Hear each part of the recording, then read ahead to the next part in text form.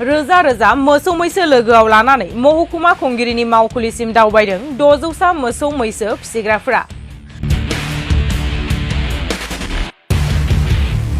महकुमा खुंगिरिया मिजिं होनानै मावफुङैनि अजद होदों। मोसौ मैसोखौ लाखिथों नङाब्ला जोंखौ गावथारथों। बे खेबाव जनाय महकुमा खुंगिरिनि मावखुलिनि मोखां फारसे दावबायदों हाजार हाजार मोसौ मैसो।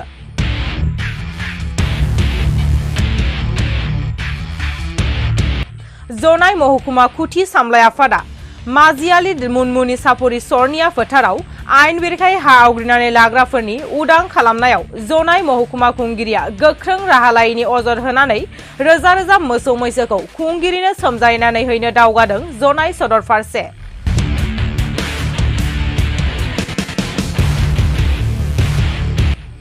माजियाली मुनमुनि सरकारि भाबै गनायथि मोननाय सरनिया फोथारनि हाखौ संरैखा खालामनायनि सोलाय सरनिया फोथारनि हाखौ आयेन बेरेखायै हा आवग्रिनानै लाग्राफोरनो खुंगिरिया सोमजायनानै होनो नाजानायखौ गोसो गोजोनैजों मोसौ मैसो फिसिनायनि मिजिं नुयैयाव सरकारनो सोमजायनानै हैनो आवगायदों महकुमा खुंगिरिनि मावखुलिनि मोखां फारसे फ्राय 600 मोसौ मैसो फिसिग्राफोरा।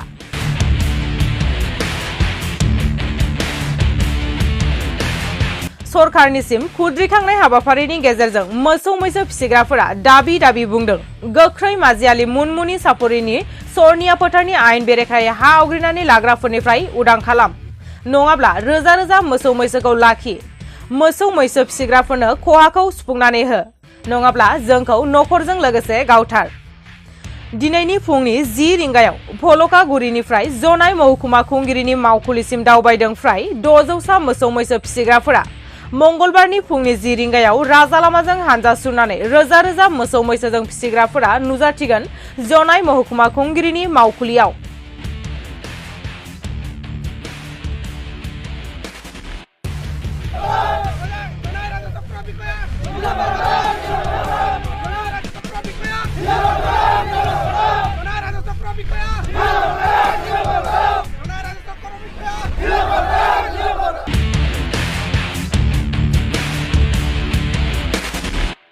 কৰাৰ কাৰণটোৱে হ'ল মানে আমাক অতি সোনকালে ন্যায় লাগে। আমাৰ মানুহকেইটা এই পিজিআৰ মাটি আছিলে সেইখিনি আমাক অতি সোনকালে ঘূৰাই পাব লাগে আৰু এই আমাৰ মানুহবিলাক যেন এই বেদখলিৰ পৰা শান্তি হোৱা নাই অশান্তিৰ কাৰণে ওলাই আহিছে। আমি আজি 22 তাৰিখৰ পৰা ওলাই আহিছোঁ মাজিয়ালী মুনমুনি চৰণীয়া পথাৰৰ পৰা।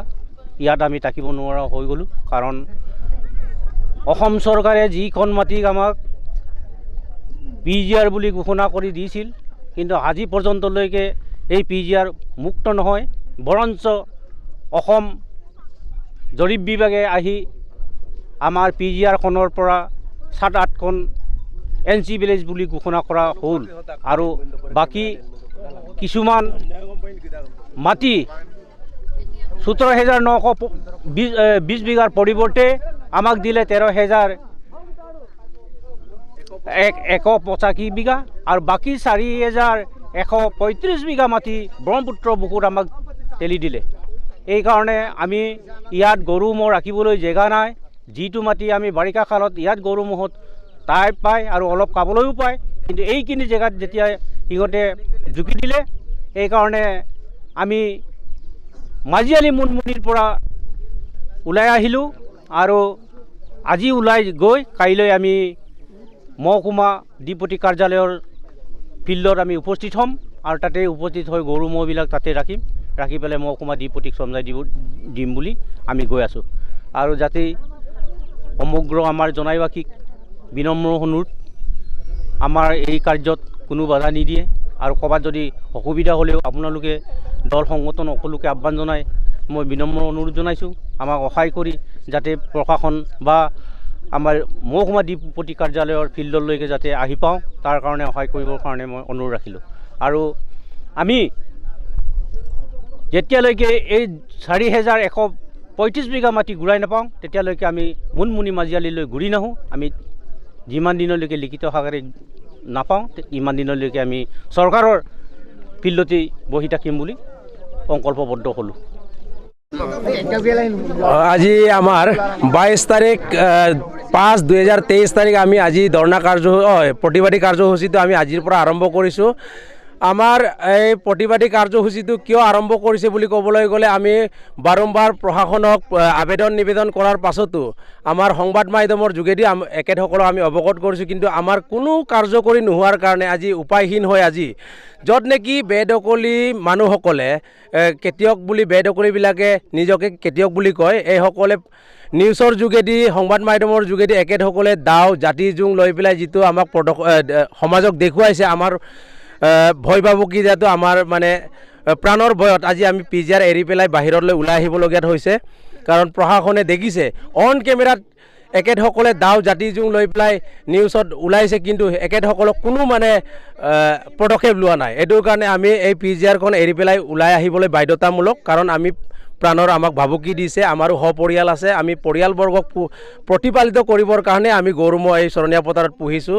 এইটোৰ কাৰণে আমি উপায়হীন হৈ পেলাই আজি 22 তাৰিখৰ পৰা আমি আৰম্ভ কৰিছোঁ যে আমি জোনাই প্ৰশাসনক গোটেই গৰু ম'হ হাজাৰ হাজাৰ গৰু ম'হ আমি চমজি দিম।